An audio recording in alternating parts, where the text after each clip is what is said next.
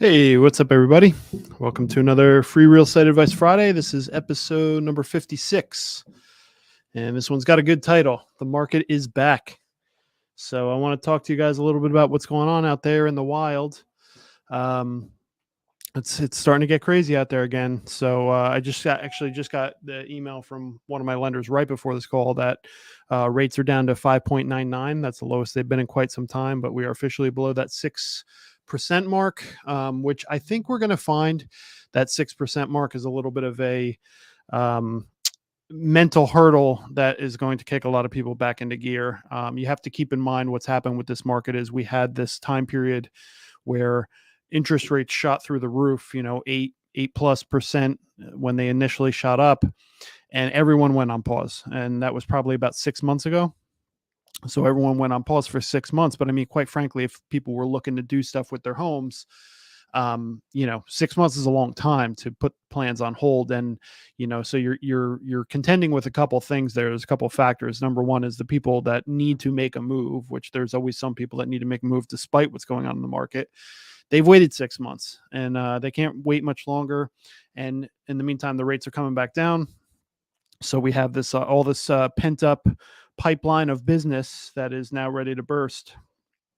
And I can tell you that's happening now. So in terms of my pipeline myself, I have about 35 active clients that are looking to do things. And in the past few months, in the past few weeks, really the past 2 weeks, everyone is jumping back into action. So I think you're going to start to see a few things. You're definitely going to start to see inventory increasing.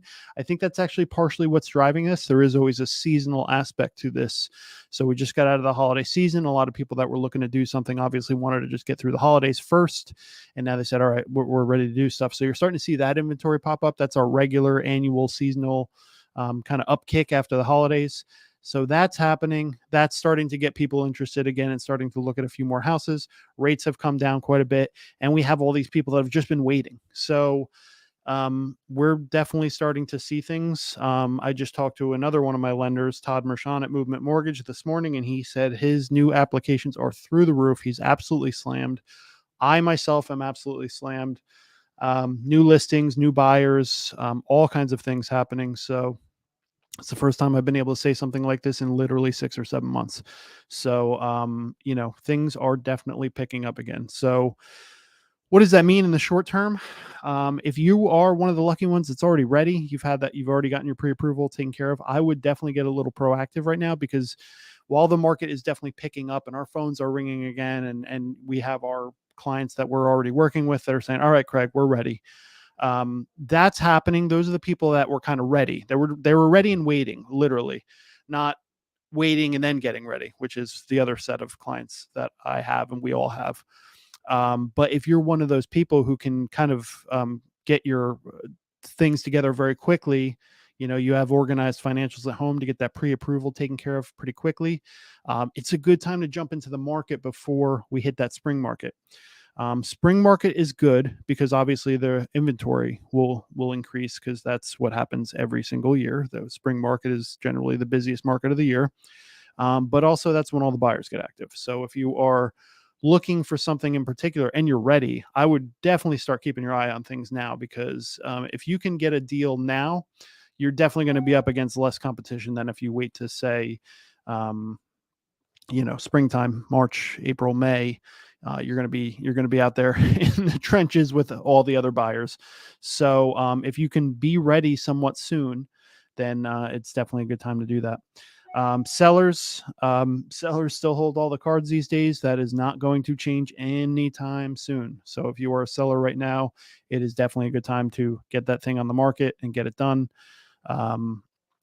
We are seeing that there's so much. I'll just give you, again, speaking personally here, anecdotally. I have 35 active clients now. Probably about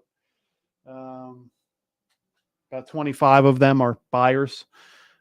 They are all on my whiteboard over here that sits behind in front of me, with what they're looking for. So if any one of those types of houses, like just generic examples, like a $600,000 colonial in Pittstown, there's a good chance there's already someone on my board that's like, yeah, we want that right now. So that buyer demand is not slowing down anytime soon. So kind of the same message to sellers. I mean, you're welcome to wait until the spring market, but I mean, if you need to get things done and you just want to get things done quick and you want to avoid the mania, it's a great time to list. You're still going to get top dollar for your listing. I think the opportunities for buyers, we talk about it's definitely a seller's market at the macro level. But you talk about the micro level, right? So I just talked about the seasonal shift. So over the winter, I was telling buyers like, hey, a lot of people like took their houses down off the market. They just want to get through the holidays. Buyers were worried about rates and they said, we'll get through the holidays. We'll worry about it later. I won't get my pre-approval done right now, whatever. I had a few clients that were ready to go over the winter. And I said, listen, keep your eye on the ball because there's not a lot of people out there bidding right now. So I had a buyer who's actually closing today who got himself a fantastic deal just because he kind of kept his eyes on the ball. A house came up that looked really good. We went over, it was still multi-offers because the house was so great. And he got a great deal because he was ready to go. And he didn't wait until the spring market. I said to him, I think if you had waited till the spring market, that house would have been another 40 grand, no problem, just because there would have been more demand. There would have been more buyers. So we're through that period. And now we're coming out on the other end where I think, again, on the micro level, it's fully back into the seller's advantage at this point because there's just so much demand. That demand is just, there, I don't know what we can do to suppress it other than pump more houses into the market, but we can't just magically come up with houses. So it's I've been absolutely slammed this past week. I'm actually kind of struggling to keep up with it. I have a closing today. I have a walkthrough today. Put another one, accepted offer last night. Booked, did a rental that closed today as well. I have 2 listings coming up. I mean, it is flying off the shelves at this point. So I am sure if you've seen other episodes of this, you have not heard this tone from me in quite some time.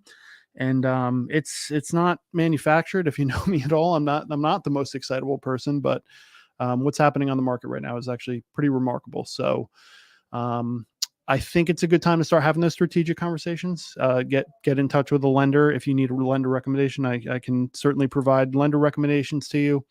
And I will continue to push for buyers, especially to get with strategic lenders, not just generic lenders at a major company that you see advertisements on the upcoming Super Bowl, but local lenders that are recommended to you by realtors like myself, or if you're already working with a realtor, that's fine. But I would go with their recommendations because in multi-bid situations, it's really a twofold reason of why you go with a local lender. Number one is it's going to be a much more strategic relationship between you and that lender. That lender is going to work with you in your particular situation. Look at your entire financial situation.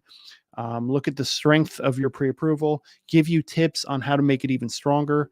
The buyer that I had last night was able to, over the past few, not even a long time, over the past month and a half, kind of pay down some debt and get themselves in a more favorable position to submit a stronger offer. And that is so important right now, to have a lender that will take the time to work through that with you and give you some good, clean advice on how to get your finances in the best shape possible to put in the strongest offer possible. Even when we get those offers in, there are follow-up questions. And one of the discussions I had last night with a listing agent was, look, call my lender, call my buyer's lender, and talk to him about the buyers, because he will gladly take you through their financial picture within reason. Obviously, there's confidentiality issues there, but at a broad level, tell you about my clients and that they're fully qualified. And not only that, but get a chance to get comfortable with the lender. He's a great guy. He's someone that's very going to be held accountable and is going to look to make this a smooth transaction. Try doing something with that with one of the big banks. It is a very different relationship. So you want to stick with those local lenders.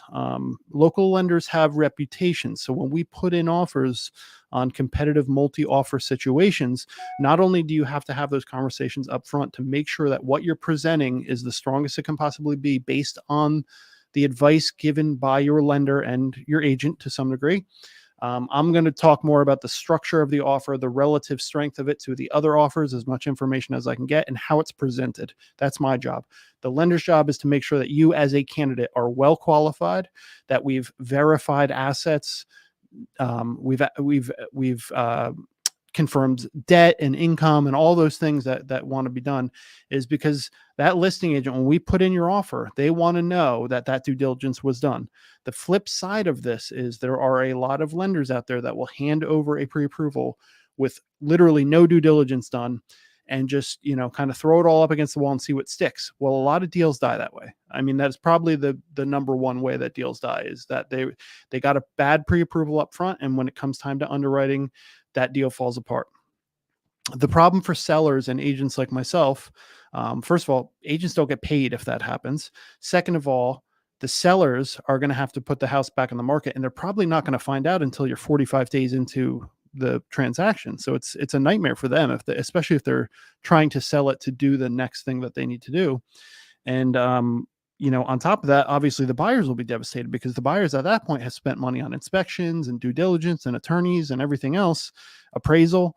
All that money's been put out, and then they find out that their lender never pre-qualified them properly, and they are not eligible to buy the house. That is a nightmare scenario, and it does happen pretty regularly if you're not careful. Now, obviously, in my business, I've been in this 4 years. I've sold many homes.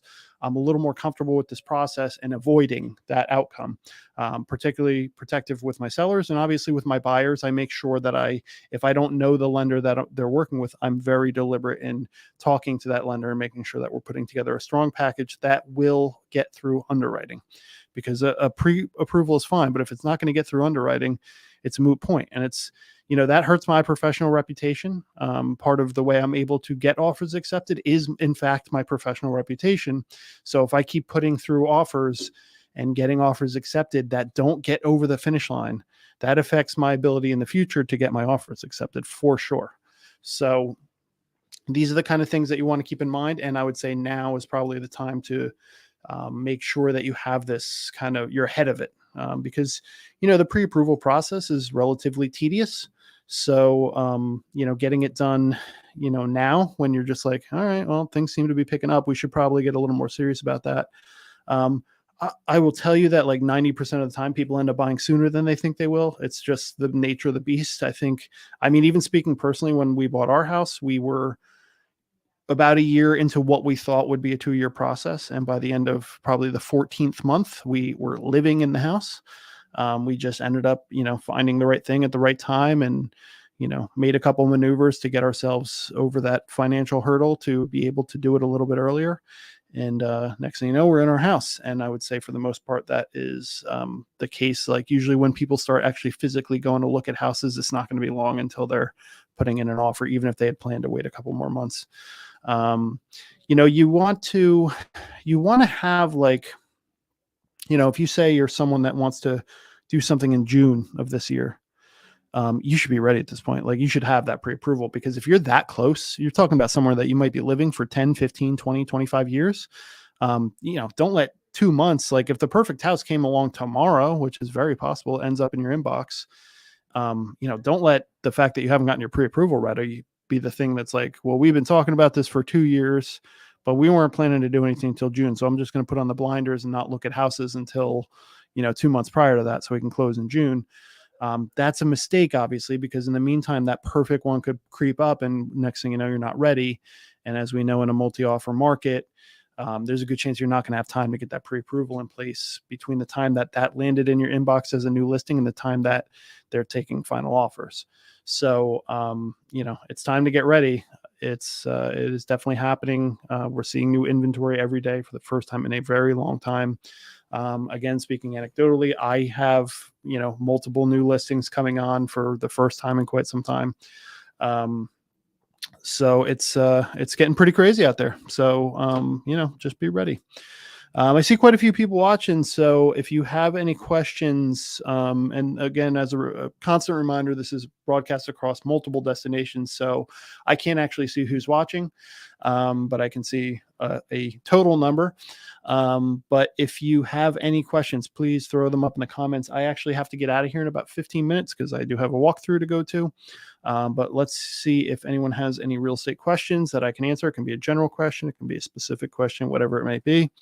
And I will take those questions. But Yeah, it's getting to be quite something out there. I think you're going to see. I'm seeing a lot of good investment opportunities. I think that we're going to start to see a little more turnover in that space. Um, I think this was probably the case like maybe a year ago. There was just, I think it's just getting more popular. There's a lot of, I think the biggest thing that I'm seeing, especially, it's particularly with the younger generations, which I think is so exciting because I think it really is a good way to try and accumulate generational wealth. And I think that the younger generation, and this is, I think, just a product of the way society's moving these days in terms of, views on self-employment and for better or for worse, like, the TikTok influencers and YouTube influencers and all those people out there that are, advertising a lavish life, which very often is tied somehow to real estate investment. I think the younger generations are just a little more in tune to this. Now, listen, I have a lot of like 20 somethings that are coming to me and saying, Craig, I want to get involved in real estate investment.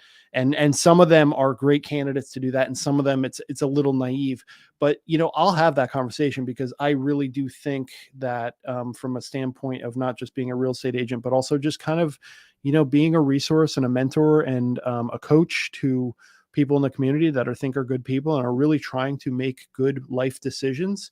I'll have those conversations with you. I can be in it with you for 5 to 10 years until you actually buy that first property. And as we talked about earlier, a lot of times that ends up being way earlier than 5 to 10 years if you go through the steps and you do the things that you need to do to be prepared to make that leap from thinking that real estate investment is just this kind of like pie in the sky idea in your head to actually owning the property. I think more often than not it happens sooner than later. But those conversations are happening a lot more now with the younger generations, and the opportunities are definitely out there. In Hunterdon here, there is a lot of generational turnover that's happening. I think it's just a matter of timing in terms of when Hunterdon County went through its initial growth spurt. A lot of those people are really starting to turn over their homes. Kids have left the house. This is generally not considered like a huge retirement area unless they have grandkids in the area or whatnot. But a lot of people are, obviously at a generation where they're leaving now and it's quickly being replaced by the next generation coming in. And that is definitely happening. So you have a lot of homes in Hunterdon County that are with their original owners that really haven't been updated in 30 or 40 years. Could be in disrepair, but with that comes a lot of opportunity. So if those are the types of opportunities that you might be looking for, or you even just want to have like an initial discussion about, how to start getting educated in this region, again, always happy to have those conversations. It's such a huge pot of information because there are so many different avenues. You can do flips, you can do buy and holds, you can do syndication deals, you can do multifamilies, single families. There are just so many routes to go, and I'm pretty happy to give you any of those conversations, even in terms of different lending options and money options, and partnering up on deals and things like that. What a lot of us do is, the ugly house thing. You're driving around and looking for those houses. Here in Clinton, you might drive around and find the houses that look to be in disrepair. Those tax records are public. You find out it's an absentee owner, meaning they're not living there. Maybe there's tenants in there, maybe not. And those homes are generally opportunities. They should be seen as nothing less than opportunities. So there's been a few here in Clinton recently that, while I think they may not have been priced for an opportunity per se, there's a ton of potential with them. And I think what they're going to find in terms of the properties that I'm thinking about, I think what they're going to find is they're marketing to investors, whether they know it or not, and the price is too high for investors. Investors have to come in there and be able to put money into it right off the bat. And the properties that I'm thinking of are pretty distressed. So you have to factor that in if you're holding a property that is distressed, because it's very easy to say, well, why should I sell at such a low price when this guy's just going to flip it and make a huge profit? Well, it's not just that. It's that, a lot of work and a lot of capital goes into that flip. Most flippers these days, I think flipping at like a grand scale is kind of a thing of the past. I think that most flips that you see these days are done by, a select few in the area. And a lot of it is first-time investors that are really just trying to get, a relatively quick project done, and it's relative. I mean, it could be anywhere from 3 to 9 months to do a proper flip. They're really just trying to get capital, and so they can get something to buy and hold eventually. Short-term rentals, definitely an option. So like Airbnbs and stuff like that. If you want to start looking into like vacation areas, there's still some good pockets in the Poconos where that makes sense. Jersey Shore, I personally was looking at Jersey Shore as an investment opportunity for quite a few years. And I think for the most part, according to my numbers and the communities I was looking at, I think we've kind of been priced out down there, which is not shocking. If you're from New Jersey, you definitely know that. But there's always, when that opportunity goes away, another one appears. So if you have any questions in that space, please let me know, because I can tell you that we're just seeing more and more of these opportunities kind of emerge. I know I maintain an investor list. I have, at any given time, I have 5 to 10 people that are actively looking for deals. They're waiting for the call to say, "Hey, I found it. This is the one you want to take an eye on." It's going to be competitive because, like I said, a lot of generations are getting into this realm. So, but if you're not on that list, then certainly you're not going to get that email, and you may very well miss out on that opportunity. A lot of times those opportunities are not necessarily just listed properties. So it's definitely something to keep in mind. I actually, let me see if either of those Clinton ones are still available. Let me shift my screens around here a little bit, because it might be fun to just take a look at those and kind of show you the types of properties I'm talking about that would be considered opportunities.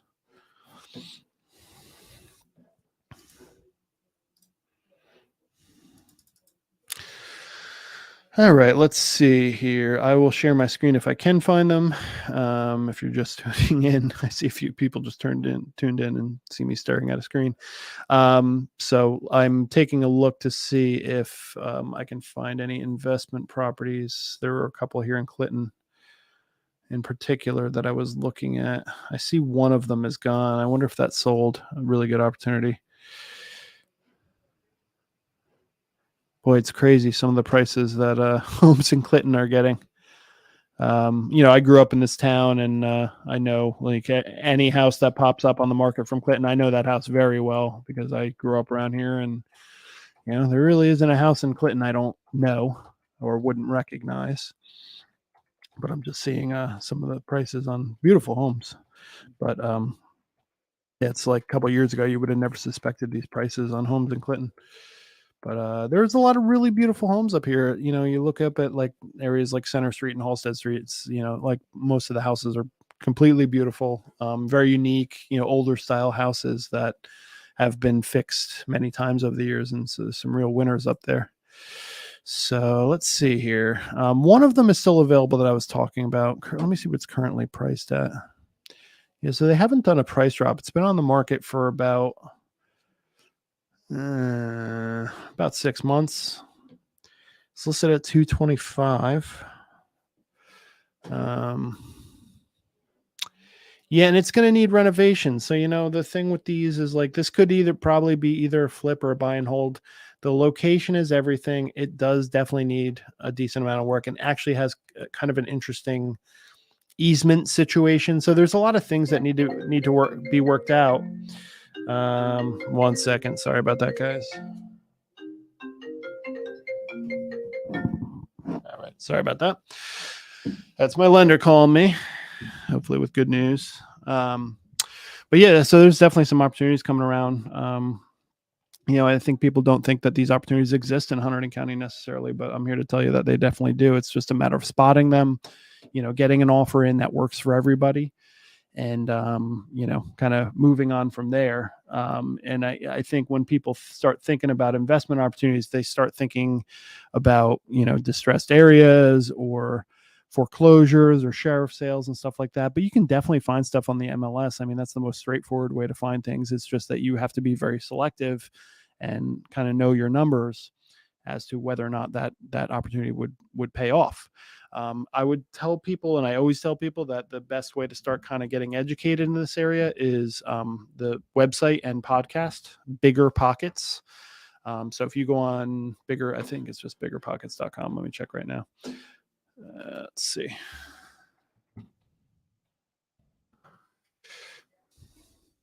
biggerpockets.com. So if you go on biggerpockets.com, they have separate areas for every type of real estate investment you could possibly imagine, ranging from buy and holds to flips to short-term rentals and Airbnbs, and everything you could possibly imagine. They have sections on it.